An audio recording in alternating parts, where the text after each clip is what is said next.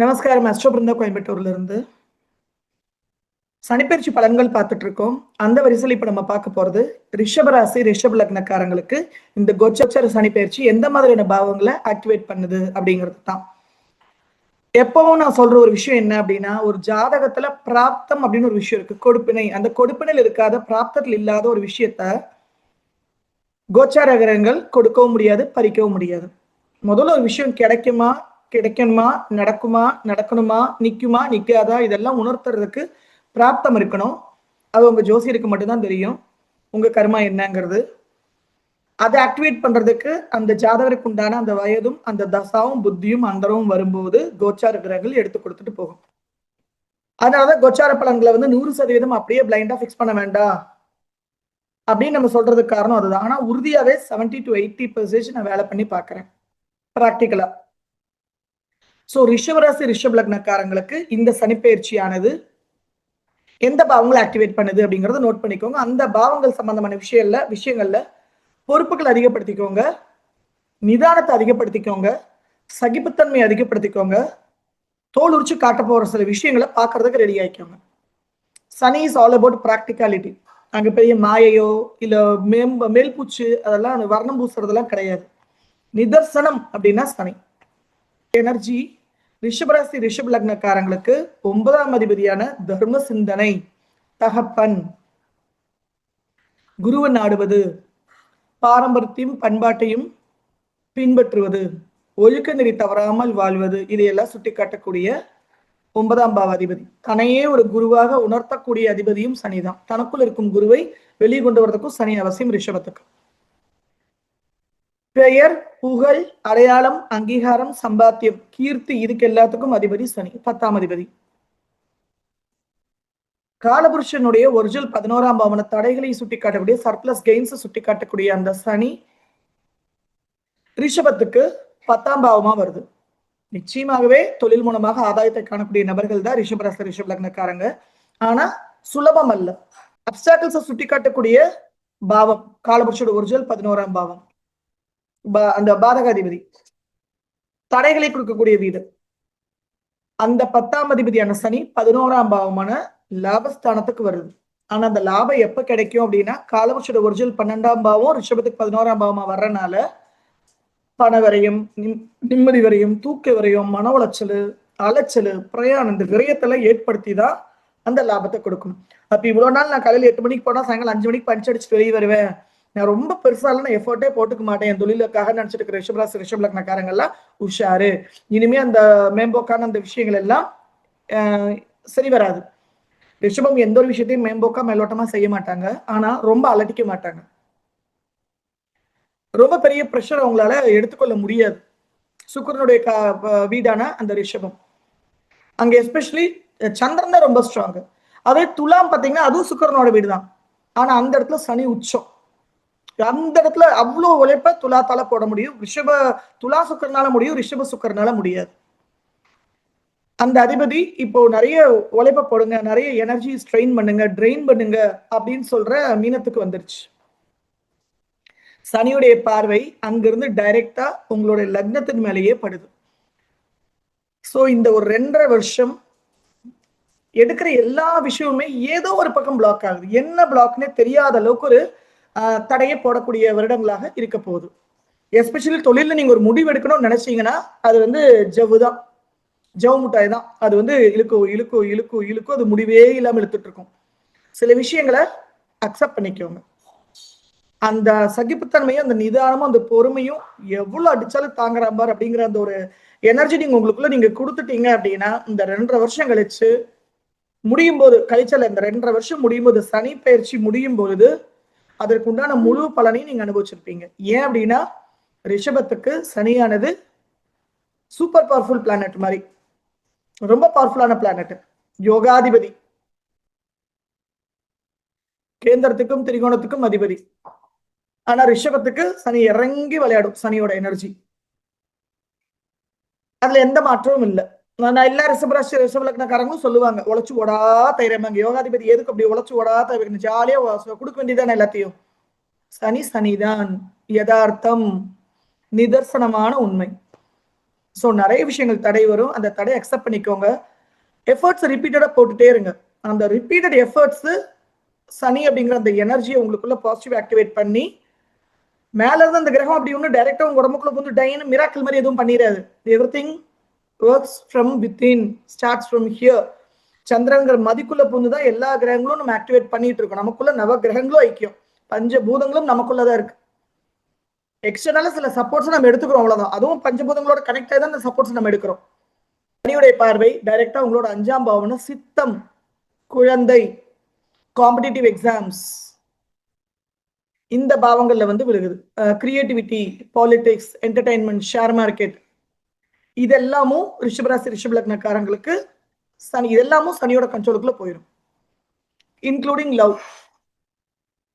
So இதெல்லாமும் நீங்க நார்மலா எதிர்பார்க்கிற மாதிரி ஈஸியான விஷயங்களாக இருக்காது. ஆனா யோகாதிபதி அப்படிங்கறதுனால நிச்சயமாவே உங்களால் அதை பாசிட்டிவா கடந்துட முடியும், எடுத்து சென்று விட முடியும். சுலபமாக இருக்காதுங்கிறதா நீங்க குறிப்பில் வச்சுக்க வேண்டியது. சனி பயிற்சியை ஃபர்ஸ்ட் நெகட்டிவா சொல்லவே மாட்டேன். சனி வேணும், ஒவ்வொரு மனிதருக்குள்ளும் சனி வேணும். ஏன் அப்படின்னு காலபுருஷோட ஒரிஜினல் 10 பெயர், புகழ், அடையாளம், அங்கீகாரம், சம்பத்தியம், கீர்த்திக்கு சனிதான் அதிபதி. 11ஆம் நம்ம ஃபுல்ஃபில்மெண்ட் டிசைர்ஸ் அண்ட் ஆம்பிஷன்ஸுக்கும் சனிதான் அதிபதி. சனியோட இந்த 10, 11 இல்லைன்னா நார்மல் கிரகஸ்தனுக்கு அங்க வேலையே இல்லை. கண்ணு முடி கண்ணு திறக்கணும்னா 10ஆம் பாவம் வேணும். கர்மத்தை செய்ய உயிரோடு இருக்கிறதுக்குனே 10ஆம் பாவம் வேணும். டீட்டுன்னு வச்சனால தான் மரணத்தை கூட எடுக்கலாம் பாரு விபி கோவில் சார், ஒன் ஆஃப் மாஸ்டர். ஆடி போயிடும் அந்த பாயிண்ட் எல்லாம் கேட்கும்போது. நம்ம டைம் கரெக்ஷன் மட்டும் தானே பண்ணிட்டு இருந்தோம். டெத்துன்னு ஆமா, கர்மம் செய்ய நீ முழிச்சாதானே கர்மம் செய்வ. எந்திரிச்சு கண்ணை திறந்து பல்லு தேய்க்கணும்னாலே அது கர்மம் தானே, அது டியூட்டி தானே. கர்மம் is not normal word, it's duty, routine. யோகாதிபதியான சனியுடைய பார்வை ரிஷபராசி ரிஷப லக்னக்காரங்களுக்கு முதல்ல அவங்க லக்னத்து மேலே வந்து விழுகுது. இவ்வளவு நாள் ரொம்ப ஈஸியா நடந்துட்டு இருந்ததா நீங்க நினைச்சிட்டு இருக்கிற சில விஷயங்கள் கூட இனிமே ஸ்லோவாகிறது உங்களால உணர முடியும். என்னடா என்ன நார்மலா நான் நினைச்ச போகணும்னு வேலையை முடிச்சிடுவேன் அப்படின்றப்ப என்னடா இதெல்லாம் தடையாகுது. என்ன, ரொட்டீனுக்கு அதிபதி சனி. அந்த ரொட்டீனே இப்ப தடைபட போகுது. நார்மலா கண்ணு முழிச்சு ஒரு விஷயத்த ரொட்டீனா நீங்க செஞ்சுட்டு இருக்கீங்க அப்படின்னா அந்த கண்ணு முழிக்கிறதுலயே தடை ஏற்படுத்த போகுது. ஸோ அந்த தடையை எதிர்கொள்றதுக்கு உண்டான முயற்சி, அயராத முயற்சி ரிப்பீட்டடா உங்களுக்கு தேவைப்படும். அதை எடுத்துக்கோங்க. அந்த ஆயுதத்தை கையில எடுத்துக்கிட்டீங்க அப்படின்னா எந்த யதார்த்தத்தையும் எந்த நிதர்சனத்தையும் உங்களால அக்செப்ட் பண்ணிக்க முடியும். சனியுடைய 7ஆம் பார்வை சமசப்தமமா உங்களுடைய 5ஆம் பாவத்தை தன்னோட கதிர்வீச்சுகளை அனுப்பும். 5 அப்படிங்கிறது காதல், 5ங்கிறது குழந்தைங்க, 5ங்கிறது politics, entertainment, share market, gambling, சித்தம், மந்திர உச்சாடனங்கள். சோ இந்த பாவத்துக்கு சனியுடைய பார்வை வந்து விழுகுது. இந்த விஷயங்கள் எதுவுமே முன்ன போல ஈஸியா எடுத்து செல்ல முடியாது. ஆனால் ரிஷபம் என்னைக்குமே அந்த பிராண்டட் லைஃப், சில ஸ்டெபிலிட்டியை என்டையர் லைஃப் மெயின்டைன் பண்ணுவாங்க. என்டையர் லைஃப் அந்த ஸ்டெபிலிட்டி வந்து அவங்க மெயின்டைன் பண்ணுவாங்க. அதுதான் அவங்களோட அடையாளம். ரிஷபம் இஸ் மென்ட் ஃபார் ரிசோர்ஸ். அந்த ரிசோர்ஸஸை அவங்க விடவே மாட்டாங்க. அதனால நீங்க தைரியமா இருங்க, அதுல எந்த மாற்றமும் கிடையாது. ஆனா அந்த இடத்துல சித்தம் அப்படிங்கிற விஷயத்த சனி ஆஸ்பெக்ட் பண்ணும்போது உங்களால உங்களோட தாட்ஸை ப்ராப்பரா ஹேண்டில் பண்ண முடியாது. சனி அப்படின்னாலே தடைக்கு காரணகர்த்தா. நிறைய விஷயங்களை ஸ்லோவா நகர்த்துறதுக்கு காரணகர்த்தா. ஒரு விஷயம் உனக்கு வாழ்க்கையில அடையணும்னு நீ ஆசைப்படுறேன்னா கூட அது 5ஆம் பாவம் ஆக்டிவேட் ஆகும். நீ ஆசைப்படுறதுக்கு முன்னாலேயே நீ அதுக்கு தகுதி இருக்கான்னு யோசிச்சுக்கோ அப்படின்னு சனி சொல்லிடுமே. முதல்ல நமக்கு அங்கேயே டவுட் வந்துடும். நம்ம இது ஒன்று செய்யணும்னு ஆசைப்படுறோம், நம்ம பெரிய சினிமால போகணும்னு நினைக்கிறோமே, நம்ம கிரிக்கெட்டுக்குள்ள போகணும்னு நினைக்கிறோமே, நம்ம கவர்மெண்ட் எக்ஸாம் கிராக் பண்ணணும்னு நினைக்கிறோமே அப்படின்னு நீங்க நினைக்கிறோமேங்கிறதுக்கே தகுதி இருக்கான்னு ஃபர்ஸ்ட் இனிமே இந்த 2.5 வருஷம் உங்களுக்கு கொஸ்டின் பண்ணும். அந்த தகுதி முதல்ல வளர்த்துக்க சொல்லும். இல்லைன்னா மென்டல் ப்ரெஷர் ஏற்படும். அதை கொண்டு அந்த 100% ஒத்துழைப்பு இல்ல, 300% ஒத்துழைப்பு கொடுக்குறீங்களா, உழைப்ப போடுறீங்களான்னு சனி அடுத்து செக் பண்ணும். இதெல்லாம் பார்த்துட்டு ஓகே இந்த டேக்கன் ஃபார் கிராண்டட் அப்படிங்கிற மாதிரி ஓகே எடுத்துக்கோ, அப்ரூவ்டு அப்படிங்கிற கிளாரிட்டி கொடுக்கும். ஸோ அதுக்கு நீங்க நான் சொன்ன இந்த காரகத்துவங்கள் எல்லாம் கொஞ்சம் ரெடியா இருந்துக்கோங்க. சனியுடைய 10ஆம் பார்வை உங்களோட அஷ்டமத்துல போய் விழுகுது. 8 அப்படிங்கிறது வாழ்க்கையில மேஜர் அப்ஸ் அண்ட் டவுன்ஸை கொடுக்கக்கூடியது. இந்த ஸ்டெபிலிட்டி வந்து ரிஷபம், ஆனா 8ங்கிறது விருச்சிகம். இந்த ஒரு எக்ஸ்ட்ரீம் அப்ஸ் அண்ட் டவுன்ஸை ரிஷபத்தால என்னைக்குமே ஹேண்டில் பண்ண முடியாது.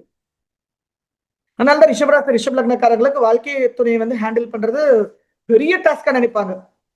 ஏன் அப்படின்னா விருச்சிகம் உங்களுக்கு காலபுருஷன் ஒரிஜினல் 8ஆம் பாவம், அவங்களுக்கு 7ஆம் பாவமா லைஃப் பார்ட்னரா, பிசினஸ் பார்ட்னரா, வாழ்க்கை சந்திக்கக்கூடிய ஒவ்வொரு நபரும் வந்து நல்ல வாய்த்தாகிறாரு வாய்க்கால் தகராறு ஏற்பட்டுக்கிட்டே இருக்கு. உங்களோட தனுஷ பாக்குது, அஷ்டம வீட்டை சனியுடைய பார்வை வந்து கனெக்ட் பண்ணும்.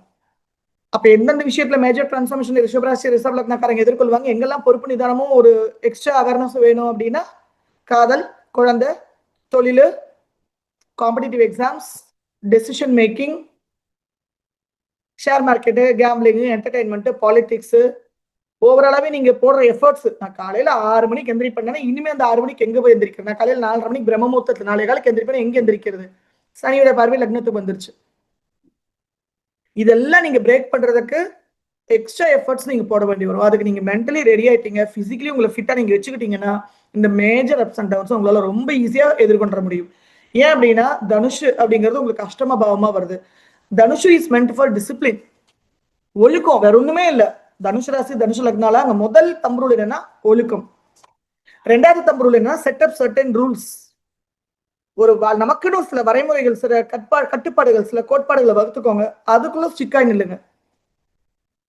அதை மட்டும் பண்ணியாச்சு, அந்த ஒழுக்கத்துல நின்னாச்சு அப்படின்னா அடிச்சுக்கிறதுக்கே அல்ல. உங்களுக்கு அது அஷ்டம வீடா வருது. எந்த மேஜர் டிரான்ஸ்ஃபர்மேஷன்ஸையும் ரொம்ப ஆக்கப்பூர்வமான விதத்தை உங்களால எதிர்கொள்ள முடியாதுக்கு அப்புறமா.